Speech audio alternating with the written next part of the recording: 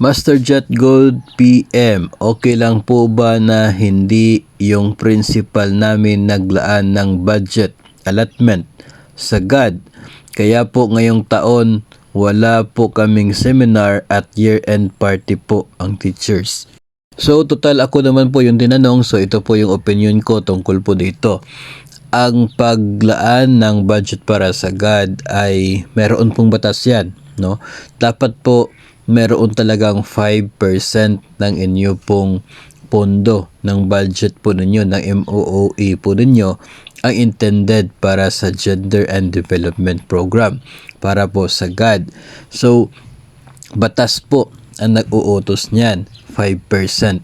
Ang hindi po paglaan ng budget, I'm not sure kung paano po nila ginawa, no, at paano po na-approve yung kanila pong, let's say, mga plano for this year, kung wala naman po nakalagay doon sa kanila pong budget na intended for GAD activities. No, wala pong nakalaan na pondo para sa GAD.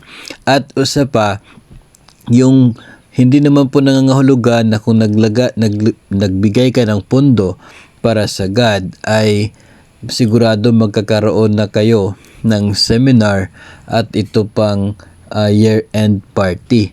No, kasi yung purpose ng budget para sa GAD ay hindi naman po intended para sa party ng mga teachers.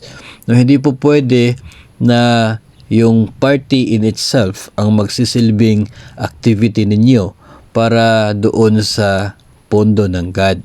Kinakailangan pa rin na meron pong nakasaad o meron pong nakaprepare na activity o kaya ay purpose doon sa inyo pong pondo. Depende po yan sa guidelines ng GAD na mga activities. Meron pong specific activities lamang na pwede pong paggamitan ng pondo para sa GAD. So pwede naman po na gagawin niyo yan during December, tapos yun pong inyo pong year-end party ay isisingit na lamang po ninyo doon sa activity na intended for GAD.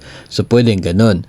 Pero yung GAD na pondo talaga yung gagamitin at yung main purpose niya is yung year-end party, ay medyo magkakaproblema kayo dyan, no? And yung iba nga, sinisingit lang talaga yung year-end activity, yung kanila pong pamamasyal. Yung iba, pamamasyal talaga yung term nila eh. Yung mga ganyan po na activities ay sinisingit po nila doon sa GAD. Pero at least man lang, ay one time na lamang siya at also, meron pa silang pondo talaga para doon sa main activity nila during daytime.